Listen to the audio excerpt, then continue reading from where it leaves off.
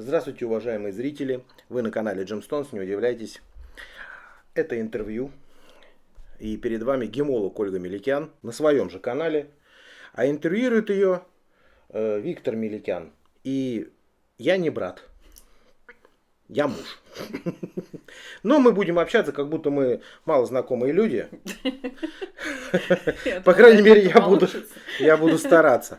Вот, потому что вот, я тут подготовил какие вопросики такие трэшовые достаточно. Я думаю, мы проведем интервью, не такое какое-то рафинированное, приторное интервью, да, вот, а это будет такой трешачок такой. Оль, вот есть люди, которые тебя еще не знают. Я думаю, они, немножко о тебе знают. Они только пришли смотреть канал, подписались, не подписались, это вообще не важно.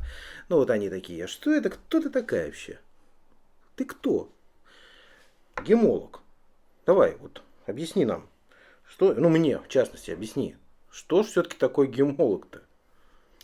Гемология изначально это наука о драгоценных камнях, в переводе со слова гемма, что означает драгоценные камни. Часто, до сих пор, кстати, мало кто это знает, потому что сейчас, если начнешь забивать в вордовском каком-то тексте информацию гемология, он сразу же просит исправить, то есть компьютер просит исправить гемолог на, например, гематолог.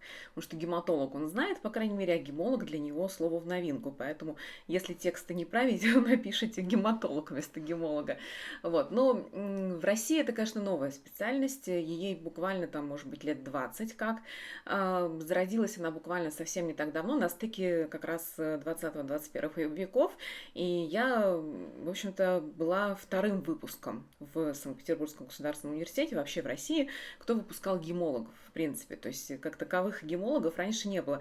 Раньше все вопросы, связанные с минералами, с камнями, ложились на плечи только минералогов, специалистов, которые профильно могли любую породу взять, подсказать и увидеть, что за камни там представлены, да, то есть как они называются и так далее.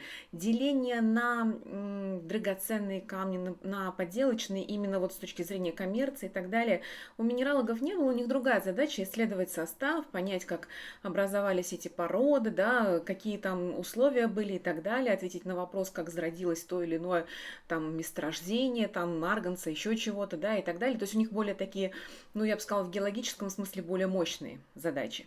Вот. И гемология — это же все-таки наука больше о прекрасном, и она очень часто, как сказать, рука об руку идет именно с коммерцией, да, потому что, например, малахит всем нравится, да, но почему-то самые богатые люди этого мира не мечтают о том, чтобы носить колечко с малахитом. Давайте будем честны.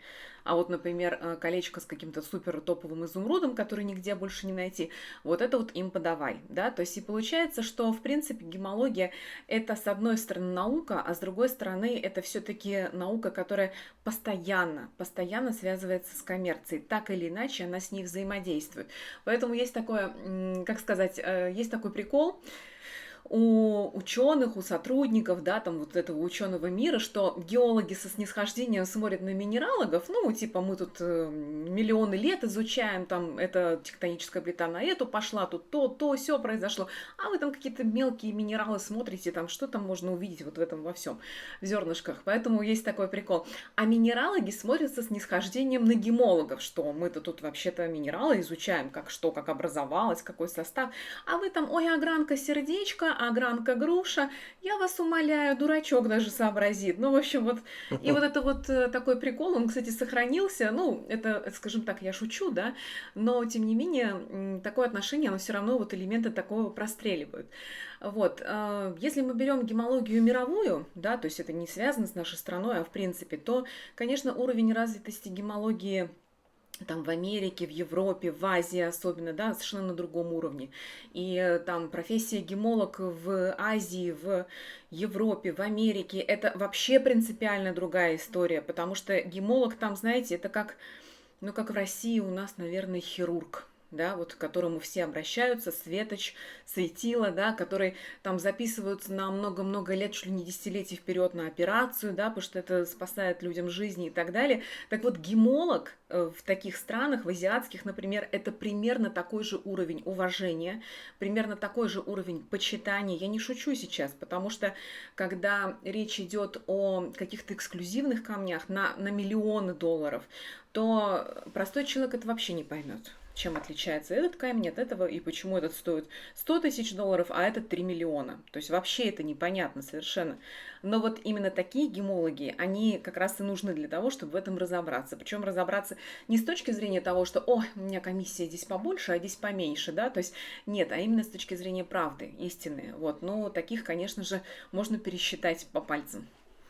Ну, понятно.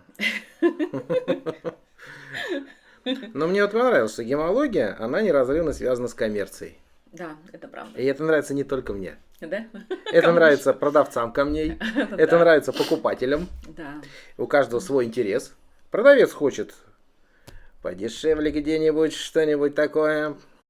И потом продать подороже. Ну, давай будем честными. Ну, да, они этим и занимаются. Продавец, покупатель, он, ну, все зависит от его, как говорится, уровня образования, насколько я понимаю. Ну, понимание этого всего дела.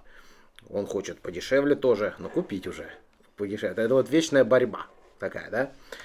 И вот у меня все время вопрос, постоянно в голове вопрос. А камни-то сами по себе, ну, вот качественные, некачественные. Какая ситуация сейчас, ну, в мире и вообще в России, мы в России? Ну, ситуация следующая. Например, в 2000-е годы у нас в России вообще не было никаких камней. То есть ты приходила на выставку, а, собственно, там можно только камни было найти. Что ты там видел? Ну, ты там видел кристалл аметиста в породе, кристалл цитрина, может быть, чуть-чуть малахита какого-нибудь из, я не знаю, там из Конго, например, потому что русский-то еще исчез еще в 19 веке. Вот, ну, может быть, там агатиков немножко, и то все тонированные. Собственно, все. На этом все.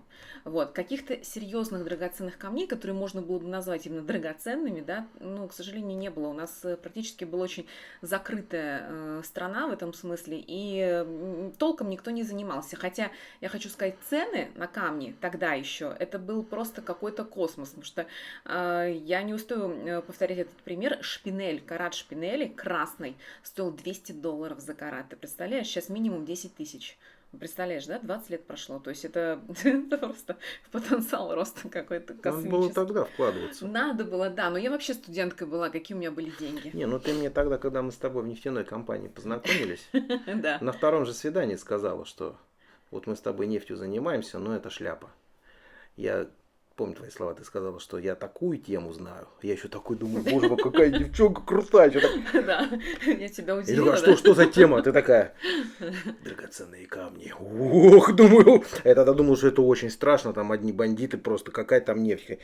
Но, кстати, до сих пор считается, что драгоценные камни это второе место по прибыльности и по опасности. Вот, да, и в нашей стране в том числе. Поэтому, скажем так, эта история, здесь надо понимать, чем ты занимаешься и как. Потому что если ты нарушаешь закон, то сколько веревочки не виться, все приведет к одному. Здесь надо, ну, как бы, уметь соображать в этом вопросе. То есть, либо ты занимаешься на законных условиях, и тогда ты, как говорится, у тебя все нормально, да, все хорошо. Либо, если ты там что-то делаешь и так далее, ну, рано или поздно это приведет к последствиям. Период, когда не было совершенно камней, он закончился где-то в районе годов 10-15, когда стали появляться дилеры, чуть послабление определенное сделали в законодательстве, и стали появляться дилеры, которые стали возить либо сами с месторождений, либо появились поставщики, которые им достают эти камни, и они возят их, соответственно, растамаживают в Россию. То есть рынок стал насыщаться в России драгоценными камнями. После появления других драгоценных камней ситуация в корне изменилась, потому что стал появляться рынок, стал появляться спрос. Люди же как думали, что ну если красный только рубин, больше ничего нету. Мало кто в принципе знал, что есть еще красный турмалин, есть красный гранат, есть еще какие-то камни, которые по цене, они могут быть даже дороже рубинов в каких-то определенных моментах, да, там по качеству, если брать и так далее. Ну вот, и сейчас, например, публика, которая в принципе любит драгоценные камни, интересуется, и у нее совершенно, ну как сказать, у нее совершенно другое восприятие теперь. То есть нет такого, что, ой, ну мне бы лишь бы хоть какой-то бы заполучить за 3 копейки. Такая ситуация уже давно, это уже все прошло, это уже не про нас. Вот, у нас ситуация другая, что человек знает, какие камни бывают, он в них разбирается, и он уже мыслит так, нет, ну я, конечно, могу за 3 копейки купить какую-то ерунду, да, но она же будет не ценная, да, тем более я знаю, что нужен сертификат, нужно то, нужно все, вот, а зачем мне это все? Я пойду лучше просто, я не знаю, там погуляю тогда на эти деньги, отдохну, все будет хорошо. Зачем мне, ну, просто вот выбрасывать их непонятно на Ну, что. то есть, получается, если у меня есть денежка, ну, там, не знаю, у каждого она своя, ну, вот у меня, например, так, Ну, $5000, например. $5000. Ну, в рублях, конечно, в рублях. По курсу ЦБ. Камень крутой можно взять? Ну, в каком смысле крутой? То есть, он качественный. Ты еще расскажешь, я думаю, про качество, да? Ну, да, сейчас пока в общих чертах качественный. Чтобы была гарантия, что он качественный. Потому что я могу уже не до конца не соображать. Все-таки в цветных камнях, как ты мне всегда и говорил, и показывал. Ну, там разница может быть даже незаметная глазу лишний раз, да? А разница в цене, ого-го. Ну, реально. Да? И вот такого плана камень. Да? И чтобы вот он еще был, ну, такой, знаешь, как вот в моей любимой армянской сказке про полцарства, что когда царь хочет развлечься, как он хочет развлечься, так или с пользой. Царь хочет так, с пользой развлечься. Поэтому, ну главное полцарства не потерять. Вот. Это правда, Да, да. с армянами лучше в эту игру не играть. Вот, самое, чтобы я и как бы и камень купил, и $5000 потратил, ну, желательно меньше. Ну, ладно, 5 так 5. У меня есть 5, да. Но, чтобы я потом, знаешь, так за 10 продал. Как это вообще? Ну, смотри, здесь такая ситуация. У тебя есть $5000, да?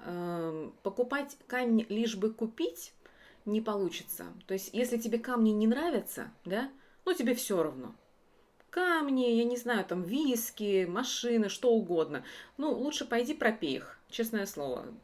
Вот это поворот! Больше удовольствия получишь или прогуляй, съезди куда-нибудь, отдохни, я не знаю, там, покатайся на чем-нибудь и так далее. То есть это если тебе сами камни не интересны. Почему? Потому что ты, когда будешь это выбирать, во-первых, если ты в этом не разбираешься, это 100% будет обман тебя по той или иной причине. Да? Это может быть умышленный обман, может быть случайный обман, но суть в том, что все равно... А как случайный? Почему случайный? Ну, потому что понимаю, продавец может сам не понимать, что он продает. С Даже точки так? зрения качества. Да, и мы Даже сейчас, так? мы сейчас дойдем до этого, там очень много всего интересного. Вот. И, во-первых, нужно разбираться в камнях, а для этого нужно их любить, потому что невозможно разбираться в том, что тебе не нравится. То, что будешь себя насильно заставлять изучать это, ну, это просто какое-то издевательство. Правильно? Ну, Вот. наверное. Это первый момент. Второй момент. Окей, допустим, тебе камни нравятся, допустим, ты там присмотрел себе, там, я не знаю, Параиба. Да? Вот нравится тебе турмалин Параиба, красивый он, голубого цвета, неонит. Ты такой думаешь, вот сейчас пойду куплю карат 10 там, и так далее.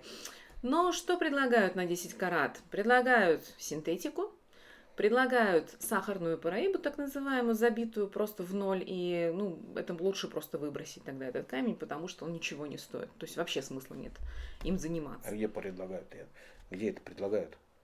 Предложить могут в Подожди, в разных хлебном местах. магазине не предлагают. Не предлагают, да. В алкомаркете тоже не предлагают. Нет. Даже в элитном не предлагают Параибу. Да. А Ну где? только если В ювелирном- из-под полы где-нибудь. Ювелирный я заходил, там, помнишь, я тебе топаз дарил? Да. Купил себе на голову, да, подарил. Ну, тебе понравился, да, помню. Но то, что он потом через 2 месяца, по-моему, белого цвета стал. Но он выцвел, да. Да, ну вот. Мгм. Так что Параибу там тоже мне никто не предлагал. Ну, это, как правило, либо выставки, либо дилеры, либо продавцы, кто занимается именно профильно цветными драгоценными камнями. То есть, понятное дело, это не за углом здесь продается, и не за углом эта лавочка. Но все равно в интернете искать приходится. Безусловно. Безусловно. Либо, если ты уже знаком с этим миром, погружен, тогда у тебя есть, может быть, какое-то доверенное лицо, с которым Есть ты какой-то закрытый круг. взаимодействуешь. Как у Джека Бернса. Бизнес драгоценных камней, он достаточно узкий. Здесь все участники знают друг друга от и до. То есть не получится так, что ты, например, решил заняться торговлей драгоценными камнями и сделать это так, чтобы никто по-тихому, чтобы никто не узнал, никто не увидел. Через полминуты будут знать все, уже составят о тебе мнение, будут четко понимать, что, где и как, там правдиво, неправдиво, это уже ерунда, но суть в том, что зайти в бизнес не каждому получается, потому что это все-таки определенное капиталовложение. Это раз. Второе, надо разбираться в камнях, надо обладать определенными связями и так далее. Поэтому количество участников небольшое на самом деле. Это все-таки не запчасти. Ну, я понимаю, да, так серьезные камни не каждый же покупает себе. Это же не первой необходимости предмет. Да, в том-то и дело, что это по большому счету это развлечение. Камни выбирают на самом деле, ну, если мы говорим про драгоценные камни, да, все, наверное, с одной только целью. Это, в общем-то, развлечение. Это развлечение, в котором ты себя чувствуешь там царем, падишахом, я не знаю, там у каждого свои фантазии какие-то. А я же заметил, да, все начали падишахские себе делать кольца в интернете. То есть это твой определенный статус. Они подчеркивают драгоценные камни, которому ты хочешь соответствовать, либо стремишься, либо ты себя так ощущаешь. Ведь все зависит от того, как мы себя ощущаем, подаем и так далее. Если ты себя любишь, уважаешь, ценишь, да, и ты считаешь, что, например, ну, мне вот подойдет там украшение только вот с таким драгоценным камнем, я не надену на себя там пластик, пластмассу, стекло, не потому что там даже не в цене дело, а просто вот в принципе внутренне я не готов к этому, да, я себя как-то вот несу, чувствую по-другому. Вот. Драгоценные камни в этом смысле встраиваются абсолютно в систему восприятия человека, да, и они, это как очень дорогой, крутой аксессуар, например, и так далее, который подчеркивает не только его стиль, но его ощущение к себе, его статус, то, как его будут воспринимать потом другие люди. Ну и что касается богатых людей, ну, все мы прекрасно знаем, что богатый человек покупает там машину по цене яхты. Вот, а яхту по цене острова, например, да, то есть изначально, почему это, в принципе, зачем это вообще так делать, да, потому что себя человек так ощущает, потому что для него это важно, и если он будет покупать машину по цене машины, скажем так, да, она будет хорошая, все как бы понятное дело, это не обсуждается, вот, он себя ощущать не будет так. А он, например, стремится к чему-то большему. Амбиции. Амбиции, безусловно. Без амбиций, да, драгоценные камни – это, в общем-то, та вещь, которая холит, леет амбиции человека, его стремления и так далее. К этому можно относиться хорошо, к этому можно относиться плохо, но это есть. И, в принципе, если мы возьмем все войны, да, которые там в Средневековье проходили и так далее, ведь это же все из-за амбиций. У каждого просто они были свои. Кому-то надо было прославить род, кому-то надо было завоевать новые территории, чтобы о нем говорили там как о самом великом завоевателе и так далее, и чтобы его имя несли в веках. Кому-то надо было там, я не знаю, там нарожать там 100 детей от разных жен и так далее, чтобы все были его родня, и род его, грубо говоря, размножился, да, там по многим-многим городам и весям. Каждый преследовал свою какую-то цель, но все это шло от амбиций, от какой-то внутренней, как сказать, внутренних ценностей, да, восприятия жизни. У кого-то они были ложные, у кого-то нет, у каждого свое, но камни абсолютно встраивались в это. Вот, кстати, интересный момент такой был. Я как-то пару лет назад читала лекцию для студентов-первокурсников в Горном университете. И мы разговорились с одним из ученых, он минералог, вот как раз на кафедре в тот момент находился. И он говорит, у нас только-только организовался поток на именно направление гемология в Горном университете. И говорит, на самом деле не так много было студентов, которые пошли на это направление, но он говорит, надо было переименовать просто направление в золото-бриллианты. Тогда бы, говорит, точно 100% была бы огромная очередь, пришлось бы выбирать из студентов. Я сижу, слушаю, как я это понимаю. Ну да, хорошо. Ладно, вот настоящая ты у меня замечательная, даже любимая жена. Потому что ты всегда меня поддержишь. Ладно, я понял. Надо заткнуться вот хотя бы на сегодня. Так. Все нормально. Короче, какой у меня еще жесткий вопрос? Ну, ты считаешь, что я эти не жесткие вопросы, да, задаю? Ну, хорошо. Ты обещал, что будут жесткие вопросы. Жесткие, да, я людям обещал. Почему у тебя такие камни дорогие? Что за дела вообще? А почему ты решил, что они дорогие? Ну, я думаю, что, ну смотри, во-первых, пишут все, что они очень дорогие. Во-вторых, я вот тоже, я же не слепой, я вот так, знаешь, захожу в интернет, смотрю там. Камень. Этот стоит там 50 баксов, этот стоит 500 баксов. Почему такая разница? Ну, камни вообще в целом стоят по-разному. Все зависит от качества. И те, которые ты видишь по 50 УЕ, это камни, которые качества даже не среднего. Они просто низкого качества. По 50 СКВ. Понимаешь? Это Господи, первый что момент. опять творится? Второй момент, еще раз говорю, если ты в камнях не разбираешься, тебе что этот голубенький, что тот голубенький, а между ними разница. Один аквамарин там за 100, 200, 300 долларов, а второй, например, параиба за 10 тысяч долларов. Не, а допустим, если этот кумарин и этот кумарин. Ты чем тут занят? Смотри. Я объяснял, это работа Адриана Ханемана, несомненно, мастерская. А это мерзость. И предположить, что их ценность равна, просто выходит за границы разумного.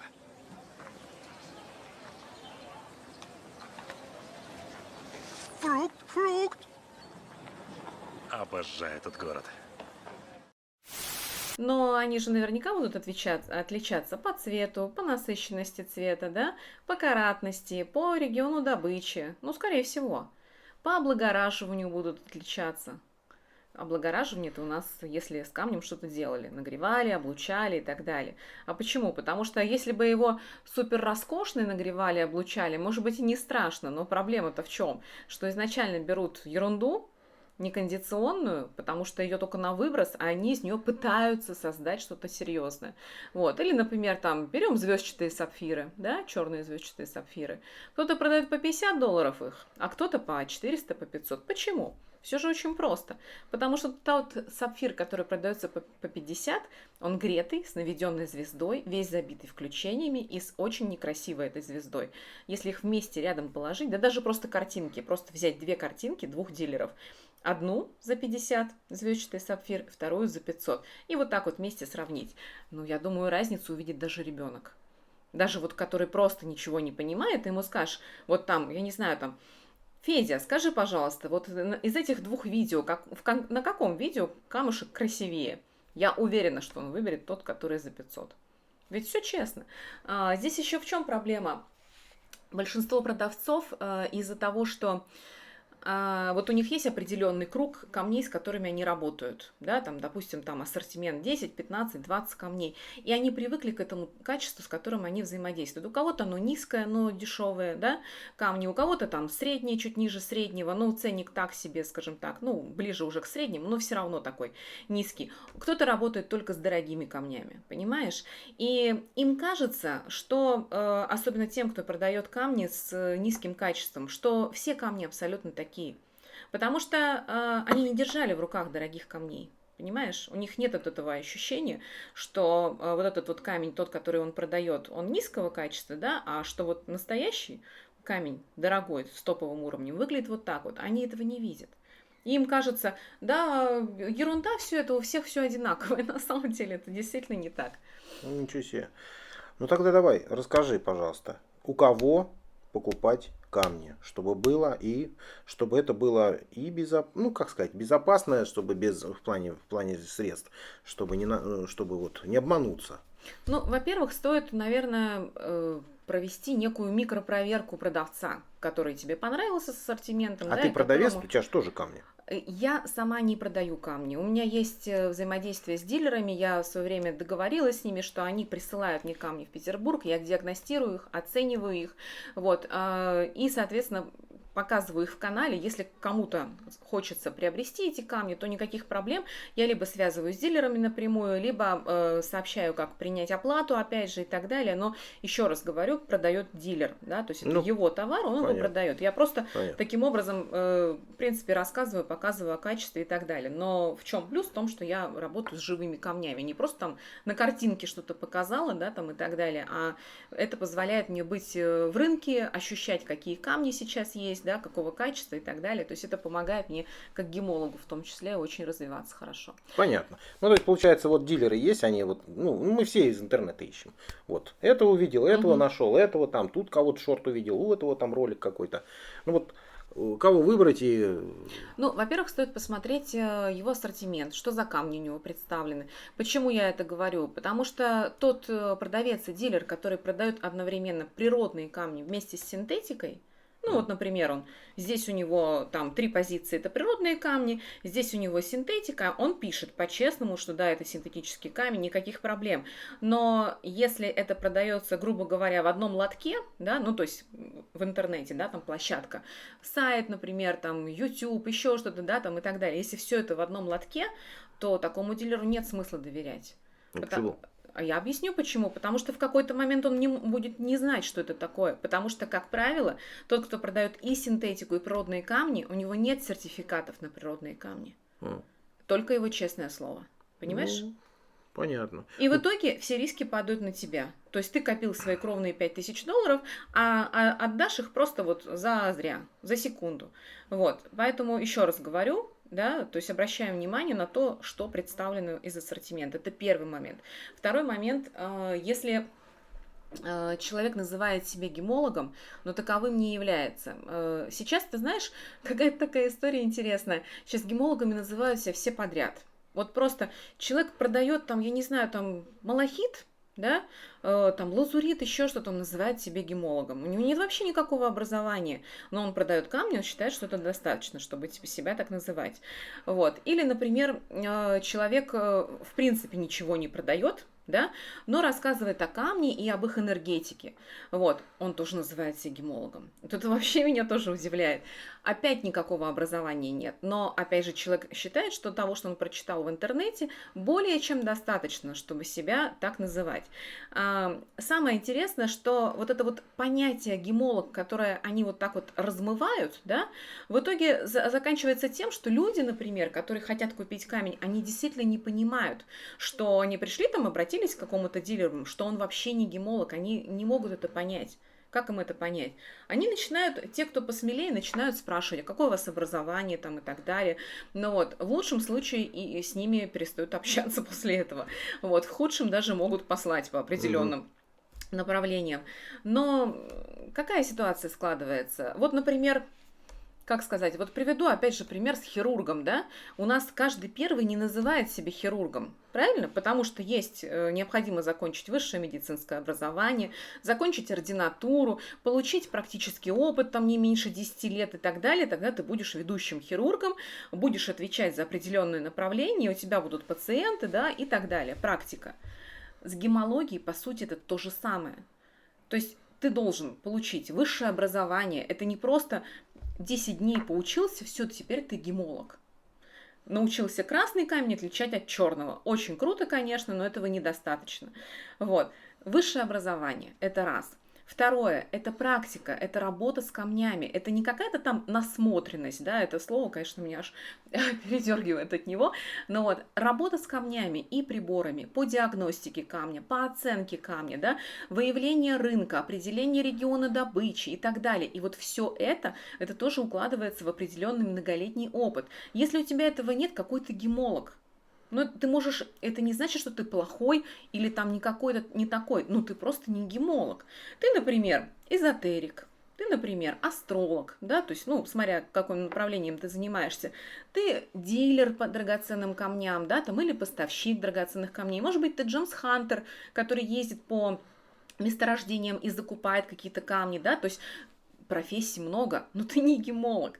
Вот. И когда вот это вот четкое понимание придет в нашей стране, вот тогда у нас уже структурируется вся история. Потому что сейчас, когда всех подряд называют гемологами, кажется, а что такого? Гемолог это не профессия. Ты знаете, как вот... Как сказать, вот есть люди, например, эндокринологи, да, которые занимаются профильно работой с гормонами, с щитовидной железой, а есть люди, которые сами похудели, И все, они себя называют теперь нутрициологами, они прошли курсы двухнедельные, все, я теперь просто супер профи. Хотя, чтобы помогать другим, например, терять другой лишний вес другим людям, да, тебе должно быть медицинское образование, высшее медицинское образование. Здесь то же самое. И вся эта история заканчивается тем, что вот человек хочет купить камень, огромное количество предложений, да, если он в этом не разбирается, ему кажется, он обратился к дилеру, он говорит, что он гемолог. Вот. И все. Этот гемолог, тот гемолог, этот гемолог. Но здесь очень простые тесты есть. Например, гемолог, настоящий гемолог с профильным образованием никогда не будет рассказывать про энергетику.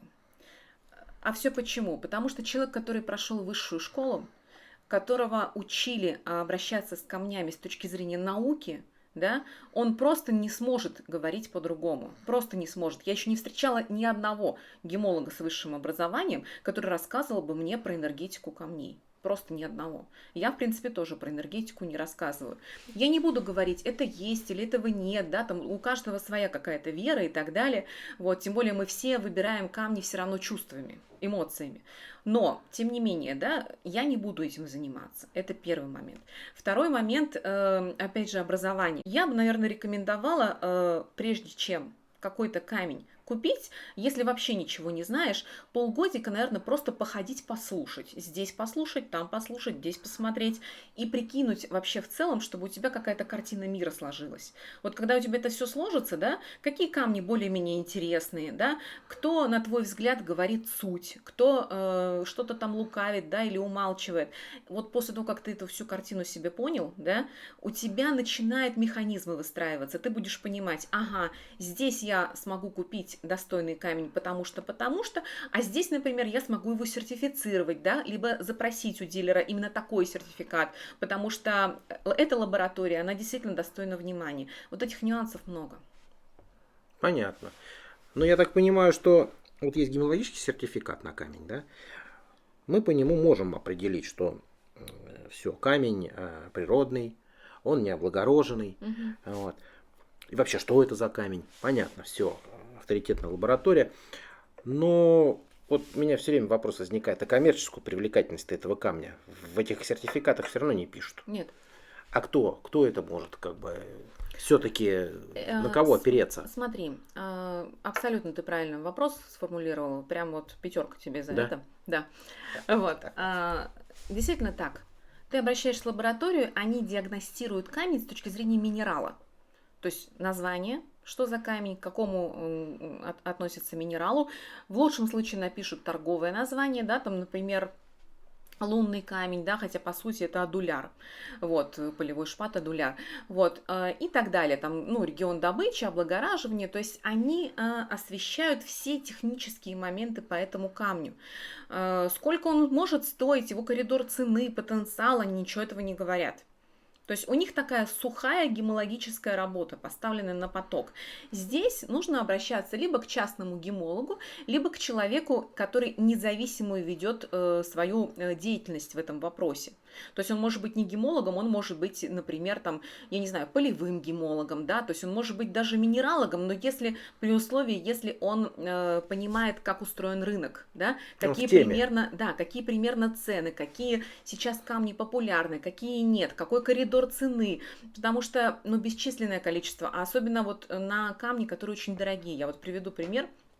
Та же Параиба, например, да, ты знаешь, да, она была найдена там 50 лет назад в Бразилии, в регионе Параиба, после чего и получила такое название, красивый голубой цвет, неонит, все супер. Быстро иссякло месторождение, стали искать в других местах, нашли в Мозамбике, нашли там, сям, стали выяснять, а Параиба ли это, выяснили, что у этого камня высокое содержание меди дает такой красивый голубой цвет. Но тут же стали находить с высоким содержанием меди фиолетового цвета, зеленого цвета, желтого цвета, почти черного цвета. И как быть-то? Опять их называть Параибой? Хотя изначально он был только голубой. Вот. Гемлаборатории стали спорить. Международные, да, а вот давайте мы это так назовем, давайте мы это сяк назовем. Лаборатории спорят с точки зрения названий, да, то есть они не заинтересованы в какой-то степени в коммерциализации, да, этого процесса. Но, например, если ты обратишься к частному гемологу, да, который смотрит и видит запросы людей, которые хотят владеть Параибо. Они хотят владеть голубым Параибо, они хотят владеть неоновым Параибо, крупной каратности, без включений, без трещин, чистыми, с сильно неонящими, да, и желательно в регион, если не Бразилия, то хотя бы Мозамбик, но настоящий, желательно не гретый.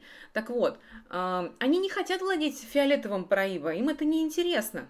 Да, может быть, для кого-то там гоняющегося за какими-то суперколлекционными камнями, это когда-то и будет интересно, но ты попробуй этого человека найди, которому нужен именно твой вот этот вот фиолетовый Параибо. Ты, может, всю жизнь будешь искать этого человека, и потом его не найдешь. Так и останешься с этим камнем.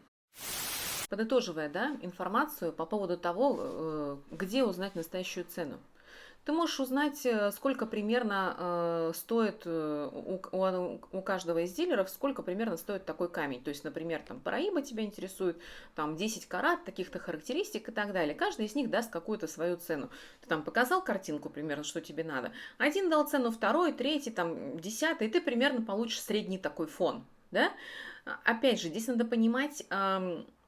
Это тот камень, который они тебе готовы найти, например, и примерно по такой цене. Да? По сути, это розничная цена, безусловно, потому что оптовую цену тебе дилеры не будут предлагать. Если ты хочешь оптовую цену, тебе надо стать участником рынка. Но чтобы тебе стать участником рынка, тебе надо иметь договоренности со всеми поставщиками, приближенно к майнам. Да?